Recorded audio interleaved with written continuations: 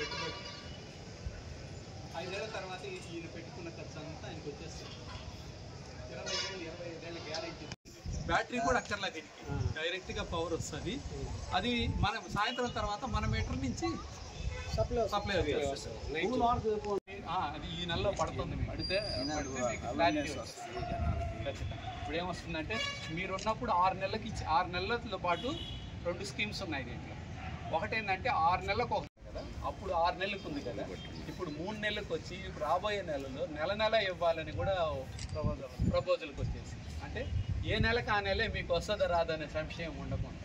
5 నెలల నుంచి నేను వచ్చింది అక్టోబర్లో వచ్చా, నవంబర్లో నేను వచ్చాక దీన్ని ఆన్ చేయించా.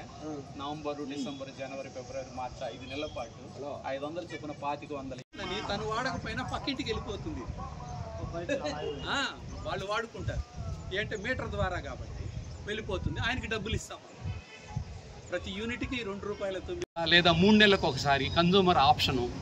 అట్లాగే అతను నాది ఉంటే ఉండనివ్వండి, మధ్యలో ఎక్కువ వాడుకున్నప్పుడు నాకు బిల్లు నేను కట్టుకోకుండా తగ్గుతుంది అనే ఆప్షన్లో ఉంచమంటే ఉంచుతారు.